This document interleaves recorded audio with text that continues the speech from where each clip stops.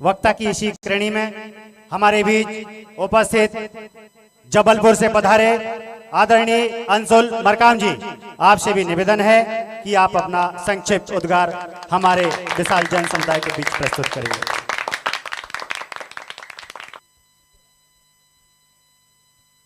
जोहार साथियों, आज ग्राम चौरई की इस पावन धरा को अंशुल शाह मरकाम का सादर सेवा जोहार।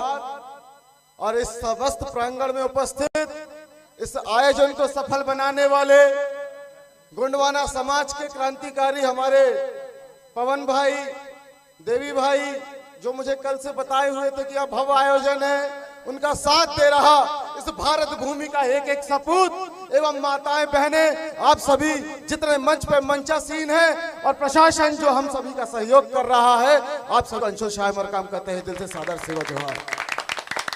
बहुत गर्व की बात है कि यहाँ पे श्रृंखला इतनी बड़ी है, क्रांतिकारियों की फौज इतनी बड़ी है कि नाम लूंगा तो जो समय मुझे उद्बोधन के लिए मैं वो कम पड़ जाएगा, इसलिए माफी चाहूंगा, मुद्दे की बात कहूंगा और अपना स्थान गमन करूंगा। आज मैं आप सभी के समक्ष एक बहुत अदना सा, कोई बहुत बड़ा पद ना कहते हुए बस इतना कहूंगा, ये आपके समाज का एक बेटा आपके सामने खड़ा हुआ है, बस कुछ देर के लिए आप सभी का ध्यान आकर्षण चाहूंगा। आज हम इस जमीन पे हैं, आज हम इस जमीन पे हैं। ये जमीन किसकी देन है? ये जमीन किसकी देन है? ये अधिकार किसका देन है? हम बोल पा रहे हैं, ये किसका देन है? और जिसने हमें जो संविधान दिया वो किसका देन है? वो हमारे डॉक्टर बाबा साहेब अम्बेडकर जी का। और वो बाबा साहब अम्बेडकर एक ऐसा शख्स जिसे रोकने के लिए ऐसे लोग जो कि अंग्रेजों की गोदियों में खेला करते थे, वो लोग, उनकी मानसिकता के समर्थक लोग, अंग्रेजों से माफी मांगकर गुलामी करने वाले चाटुकार लोग हमारे बाबा साहेब को भी पढ़ने से रोका करते थे। यही लोग हैं। और उसी का आलम यह है कि तुम बाबा साहेब के लिए ताला लगा देते थे, रोक देते थे, इधर लाइट गोल कर देते थे। अरे 4 साल पहले हम वहां गए थे नसरुल्लागंज, शिवराज सिंह चौहान के मामा के गढ़ में। जैसे ही हम गए थे तो भड़ा भड़ा लाइट गोल, हमारे हाथ पे माइक आया, लाइट गोल, हमारे हाथ पे उद्बोधन आया, लाइट गोल, तीनों उद्बोधन दिया, तीनों में हमारी दाढ़ी पे लाइट गोल कर दिए। हमने कहा गजब है मामा, तुम ऐसा करोगे तो करो। माइक बंद था, परंतु आवाज इतनी बुलंद थी कि बिना माइक के जब हमने दहाड़ लगाई थी तो 2018 में दिखा दिए थे कि यहाँ के आदिवासियों की शक्ति क्या कहलाती है, मूल निवासियों की शक्ति क्या कहलाती है। यहाँ से तो बहुत से इंस्ट्रक्शन आ रहे हैं, ऐसा ही इंटरप्शन आ रहे हैं, तो मैं कहते भी जाऊंगा, यहाँ पे ये आम बात है। अरे जब ये हमारे संविधान निर्माता को स्कूल में घुसने से रोक सकते हैं, तो आप संगठित नहीं रहेंगे तो ये आपकी गाड़ी भी रोकेंगे, ये आपकी सैलरी भी रोकेंगे, ये आपकी सांसें भी रोकेंगे, ये आपके बच्चों की जिंदगी भी रोकेंगे। तय आपको करना होगा। हमारे समाज ने आजादी से पहले इस देश को, इस भारत भूमि को एक नेता दिया जिसने संविधान लिखकर इस देश का नाम पूरी दुनिया में रोशन किया। अरे यहाँ के जो अंग्रेजों के सामने काला पानी की सजा की उलट माफी मांगकर कहते हैं, और वहां पे अंग्रेजों की गुलामी करने की कसम खाने वाले वो हमारे बाबा साहब को क्या कहते हैं कि हम इनका संविधान उलट देंगे। अरे हम अब तुम्हारी सत्ता उलट देंगे, यहाँ से ये आगाज करते तुम खाक उल्टोगे। अरे हमारा एक भीम आया, तुम्हारे 10 भीम दिखा दो, हमको मतलब फर्क नहीं पड़ता। हमारा एक भीम आया और और उसने अलवार तलवार आला भाला कुछ नहीं उठाया। उसके लिए तो आदिवासी का जिगरा ही काफी, एक तीर एक कमान, आदिवासी एक समान। उधर से बोला हमारा जयपाल मुंडा, बोला हमारा यहाँ पे बिरसा का आंदोलन बोला, इधर हमारा तीर कमान रेडी है।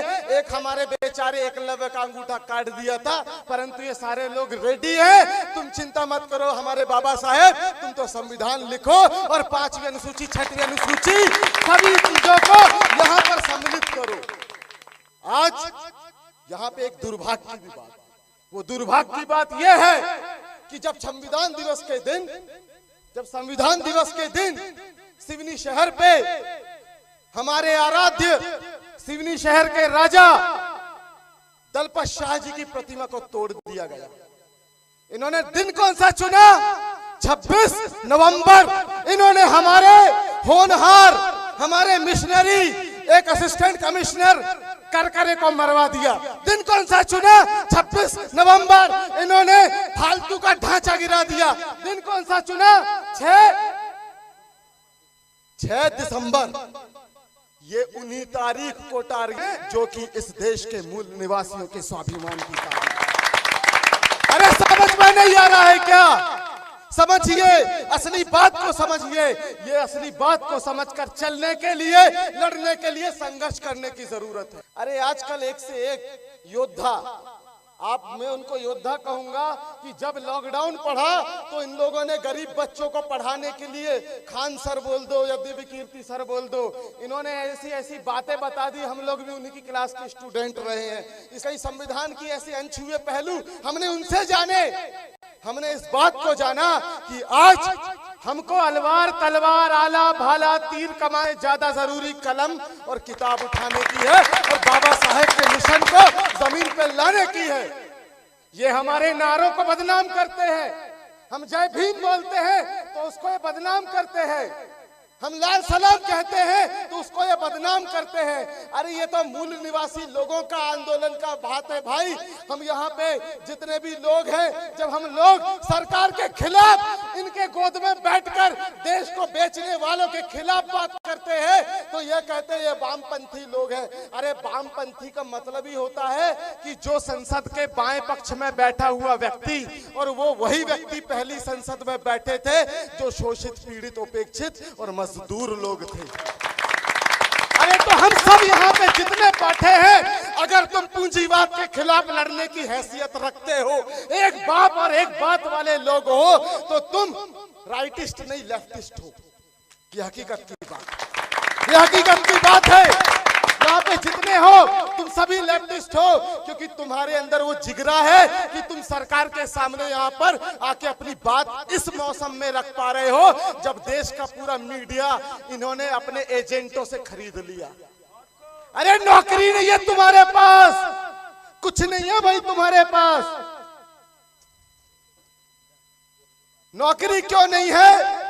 क्योंकि सारी नौकरी प्राइवेटाइज कर दी है। इनको पता लग गया था कि इन मूल निवासियों ने वामसेप बना डाला, इन मूल निवासियों ने मूल निवासी सेना बना डाली, इन मूल निवासियों ने आदिवासियों के ढेर भर के आंदोलन खड़ा कर दिए। ये आंदोलन चलते कैसे हैं? ये आंदोलन चलते थे हमारे समाज के बाबा साहेब के पे बैक टू सोसाइटी मूवमेंट के। जिन लोगों ने बाबा साहेब के माध्यम से अधिकार पाया, पगार पाया, उन लोगों ने इन समाज के आज मेरे जैसे युवाओं को सिंचित करके यहाँ पे खड़ा किया है मेरे भाई। ये गर्व की बात है। और ये लोग क्या कर रहे हैं? इन्होंने देखे कि ये समाज जिस व्यक्ति की वजह से आगे बढ़ रहा है वो इस समाज के अधिकारी कर्मचारी लोग हैं। इनका ट्रांसफर इतना दूर दूर कर दो कि ये शोषण और उपेक्षा के शिकार हो जाए और इनकी आने वाली पीढ़ी कभी क्रांतिकारी ना बन पाए। और अगर आप दिल पे हाथ रखें तो ये हकीकत की बात आप सभी के परिवार के साथ बीत रही होगी। अगर किसी ने समाज की बात आगे किया, किसी ने बाबा साहेब की बात आगे रखी, तो ये वहां पर उसको बदनाम करने का काम करते हैं मेरे भाई। आज ये मेरा भाई यहाँ खड़ा है, देवी, इधर आना जरा जी, बस 2 मिनट और ले लूंगा। ये मेरा भाई यहाँ खड़ा है, देवी, तेज तर्राट है। जब बोलता है तो शिवराज सिंह चौहान से लेके मोदी का भी शासन डोलता है, ये हकीकत है। और उसके साथ इसकी बातों को दम देने के लिए, इसकी आवाज को दम देने के लिए कि हवा का झोंका आता है जिसको पवन कहते, वो पवन शाह सरेआम भी यहाँ पर है। अरे उसको दो बार धमकी मिली कि गोली मार देंगे। अरे छाती छोड़ी करके हम बुलेट प्रूफ लगा के आ जाएंगे, मारो तो देखते हैं, मारो तो देखते हैं। अगर तुम स्नाइपर लगाओगे तो मतलब तुम्हारे यहाँ चूड़ी पहन के प्रशासन बैठा है क्या? हाँ? चूड़ी पहन के प्रशासन बैठा है क्या? मतलब क्या है? अगर एक क्रांतिकारी मर गया तो क्या हुआ? अरे बिरसा मरा, टंट्या मरा, हमारा बाबा साहब को भी जहर देके मारा, परंतु ये आंदोलन रुकने वाला नहीं है। पीछे से इंटीमेशन आ रहा है। मैं आप सभी से कहूंगा कि संविधान पढ़ो, उल जुलूल किताबों को पढ़ने की अब जरूरत नहीं है, अपना विधान पढ़ो, यहाँ से कंठस्थ करके जाओ, अपनी बात मान के जाओ, संविधान पढ़ो। उल जुलूल किताबें पढ़ने वालों को रोकने का काम भी अब तुमको करना होगा, क्योंकि इन्होंने तो तुम्हारी रोटी रोक दी, इन्होंने तुम्हारी बेटी रोक दी, इन्होंने तुम्हारी शासन संस्था की सिस्टम्स रोक दी, इन्होंने तुम्हारे अखबारों में न्यूज रोक दी। अब तुम इनका सिस्टम ही रोक दो और तुमको बस इतना करना है कि अपने सारे भाइयों को पकड़ो और उनको कहो कि सबसे पहले संविधान, क्योंकि उसी ने हमको बोलना सिखाया, सबसे पहले संविधान और बाबा साहेब का विधान। और इसी के साथ मैं यहाँ पे आप लोगों को धन्यवाद प्रेषित करना चाहूंगा। और मैं यहाँ पे हमारी मोनिका दीदी खड़ी है, यहाँ बैठी हैं, उनको भी थैंक यू कहता हूँ कि वो बड़ा दूर दूर का दौरा करके ऐसी महिला नेत्री, ये तुम समस्त यहाँ पे जितनी भी लड़कियां जो आजकल है ना अपने समाज में, क्या कहते हैं उनको, नकली स्टारडम लेके घूम रहे हैं, उनको भी कहना चाहता हूँ ये नेत्री है तुम्हारे लिए, ये वो नेत्री है जिसकी जीवन शैली अलग थी, परंतु जब बात समाज पे आई, जब पिताजी की मौत हो गई तो उसने जिम्मेदारी उठाई और आज वो डंके की चोट पे इस समाज के आंदोलन को आगे लेके चल रही है। ऐसा शख्स दादा मनमोहन चावट्टी, जो हमारे भी गुरु हुआ करते थे, जिन्होंने हमें निरंतर जबलपुर में जीना सिखाया।